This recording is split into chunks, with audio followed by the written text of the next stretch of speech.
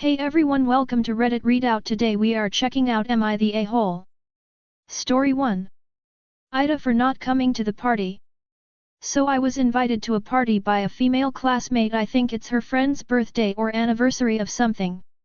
Said it's 4 days from now and I replied I'm sorry, I think I'll be busy with helping my dad with his pottery business. The part about helping my dad is true, and I got a long drive downtown to pick up my dad's friend since he can't drive after a car accident. My real reason to decline was I gotta take care of my cat Sushi and playing games, lol. I live in that apartment alone. My classmates insisted we all should go. That one female classmate from before again insisted I should go because her friends want to meet me during the party who I never know. I said I couldn't go, like I'm really sorry I can't, I'll probably be covered in muds and clays since I gotta help my dad.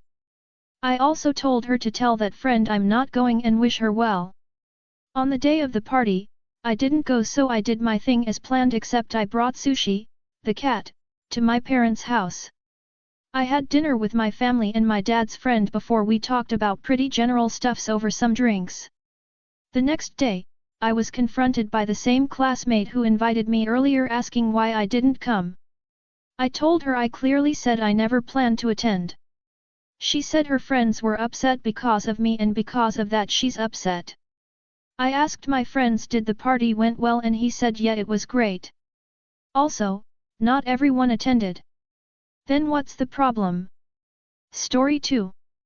AITA for purposefully making my colleague feel poor. I recently bought my first home at a young age and initially shared the news with a close colleague. However, it seemed word spread around the office, and while most people were happy for me, one colleague's reaction was quite different. From the start, he hadn't been supportive, particularly regarding my purchases, evident from his snide remarks when I bought my first car. But when news of my home purchase circulated, he became very sour. It began with what seemed like jokes about how I must have struck an amazing deal to have been able to afford it. However, things turned less light-hearted and he began calling me poor boy and making a concerted effort to publicly portray me as financially destitute. Even when someone brought cookies to the office, and he loudly remarked about the poor boy rushing for free food. When he was discussing his friends selling the sale of a plot of land, he pointed towards me and said they probably got more than what he bought his thing for. This week, I was discussing getting quotes to renovate my bathroom and he overheard me. He made. Story 3. AITA for not letting my neighbor park in my second parking spot. I live in a complex. I have 2 parking spots. But 1 car. My neighbors are a couple who have 2 cars but 1 parking spot. Instead of asking me if they could use my parking extra spot, which I pay for, they simply use it whenever they want. There are visitors parking available they could use but don't. I've now started parking my car half and half in my 2 parking spots. AITA. Story 4. AITA for not wanting to confront my German neighbor when I tried opening her door in the middle of the night by mistake. It was early Sunday morning, maybe between 3 a.m. to 3:30 a.m. and I came home with my friends. We were kind of intoxicated and got off the wrong floor, and I tried to open my neighbor's door with my keys at midnight, and she was in her 60s or 70s and started yelling from inside the flat. We then realized that it was the wrong floor and we went to my flat. After a few hours at around 8 a.m. my neighbor started ringing the bell for 10 minutes straight, and it woke up my flatmate, and he had no idea that I had done this just a few hours ago. She then started yelling at him, assuming it was him, but he explained to her that it might be me, his flatmate, or someone else. She then went away. Should I go to her flat and apologize and hope she understands, or should I just not do anything since she already yelled at my flatmate in the morning and hope she doesn't complain to the housing municipality? Story 5. AITA for not letting ILS sleep at our house. I, Kathy, have been with my husband Mark for 17 years, married 11, we have a toddler son. For context, since we've been together my ILS have routinely visited us. We live in a different state, uninvited. When Mark tells his parents just come for a couple days because Kathy and I are working/busy, etc., they will come for 2+ weeks. When they're here, they expect to be entertained non-stop. Mill makes Constant snarky. Story 6. AITA for taking $20 for gas money. This has been accruing for 2 months now and I didn't know what to do. Recently, my mom had surgery to fix her knee, and is still recovering. My dad is now working 6 days out of the week to help pay bills. So, to help out, I do the weekly grocery shopping. It was the second weekend that started the whole thing. I'm short and can barely reach the top shelf and the beer my dad likes is always restocked on the top shelf. As I was struggling to reach, a group of 3 guys graciously came over to help. I told them thank you and went on my merry way. To make a long story short, for the next few weeks I always noticed the same group of 3 guys in the liquor aisle. They didn't look to be buying anything, they would just hang out in the aisle. After a month of this routine, I was back in the aisle, when one of them finally came up to me.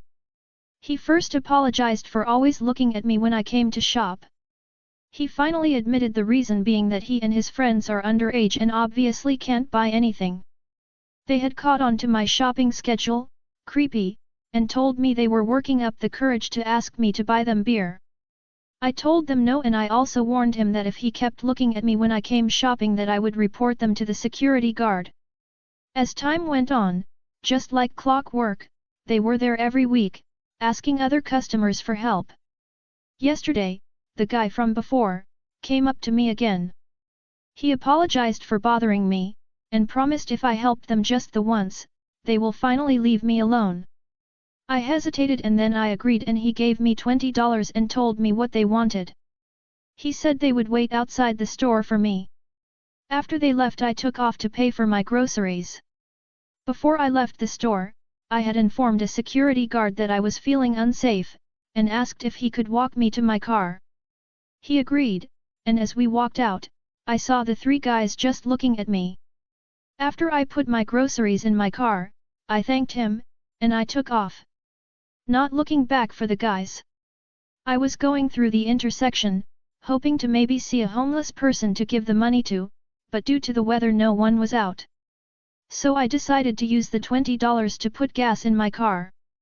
I told this to my cousins and they said I was off for using the money for gas. They also said that I should have just kept ignoring them. I disagreed because they were doing this for about 2 months and wouldn't leave people alone. So am I the asshole? Story 7. AITA for wearing my wedding dress to someone else's wedding. Please read the whole story before jumping to conclusions. I, 20F, married my husband 2 years ago. We aren't rich and don't care that much about weddings, so I wore my prom dress to my wedding. It's not a super fancy dress or anything, it's basically a long sequin dress in deep dark blue with one sleeve. For the reference, the dress. My friend Sierra, 22F, was attending my wedding. Since the wedding, I wore it on a few occasions because it's basically the only one fancy dress I own. Recently, Sierra was getting married and I was obviously invited. The wedding color scheme was dark blue and she requested fancy attire, so I thought my dark blue dress would be fine. It's not white and it's not even remotely close to a wedding dress. I also didn't feel like wasting money on another fancy dress that I wouldn't ever wear again, especially since we aren't rich. So I showed up at her wedding in my dark blue sequin dress. It wasn't standing out or anything, most of the guests were wearing even more fancier dresses. However, when Sierra saw me, she lost it. She yelled at me in front of all the guests, in front of her husband and my husband, saying that what I did was horrible and that no one shows up at a wedding in a wedding dress. I tried to reason with her, saying that the dress isn't a wedding dress, it's the only fancy piece of clothing I own, I wore it to multiple occasions before and after my wedding. She didn't listen and kept yelling at me to the point her bridesmaids and her husband started trying to calm her down. She also said a bunch of unsavory names to me. I was very upset with the drama and decided to leave with my husband. Then I started getting texts from Sierra, who blamed me for upstaging her on her wedding day, for driving a wedge between her and her husband since he said that she overreacted massively and upset her friend over a dress. I decided to ignore them because I think she is being unreasonable, but a part of me thinks that I was in awe because I wore the dress to my own wedding. Story 8. AITA for trying to recline my first-class airline seat. I took a transcon flight to New York earlier this week. Since it was a red-eye departing 23:30 PST and landing 6:30 EST, I used frequent flyer miles to upgrade to first class. Boarded the plane and sat in row 3 of 4 in first class. I had already dozed off before takeoff and woke up just enough at wheels up to recline my seat back. I am a tall man, 6 feet 4 inches, with long neck. Even though I use one of those U-shaped neck pillows, the few inches of tilt means a major improvement in comfort. As soon as I reclined, I received a hard tap on the shoulder from a hand reaching between the seats that woke me up. It was the gentleman in the seat behind me who says I hit his knees. I mumbled something, reclined again and went back to sleep, but the man behind me kept digging his knees into my seat and shaking it. When I leaned forward to get my bag off the floor, the guy pushed my seat back to vertical and then tried to hold it there after I attempted to recline again. This routine continued for a while. At some point I turned around to scold him, and the guy said he was 6 feet 8 inches and trying to fit as best he could. He did in fact look that size. Rather than call the flight attendant, have a big fight and wake up everyone in the cabin, I decided to back off and reclined the seat only a drop. But that really destroyed any chance of my getting sleep on the flight, and I was absolutely exhausted the next day. What makes the story worse is the first row of the plane had an empty seat up until a half hour before takeoff. I was checking and rechecking the seat map to try and get an aisle seat. Why the guy didn't sit there and not bump anyone with his knees I cannot explain. AITA for trying to recline my seat on a red-eye in first class, or is it the giant man who is AITA? Story 9. AITA for not having my brother and Sil's baby room set up by the time they arrived and ruining Thanksgiving. So this situation, in my opinion, is ridiculous, so parents please chime in. My brother, 36, and his wife, 34, and myself, 34, are all visiting my mom's house for Thanksgiving, and being the new parents of their 1-year 3-month-old first baby, they are quite protective in my opinion. FYI, I don't have any kids.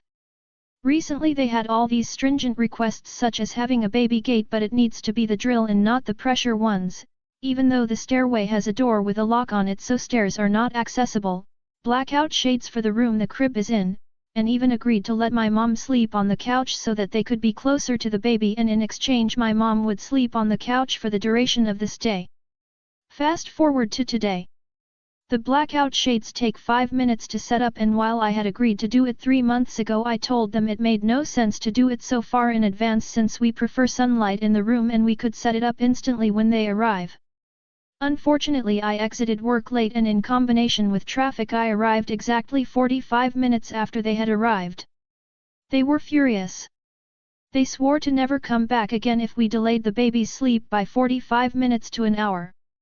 They claim that the baby is going to suffer because I am unreliable and the shades had not been set up before they arrived. They are now deciding to leave first thing in the morning. Keep in mind this is a simple setup, a literal bath rod and blackout shades, and then putting that in the window.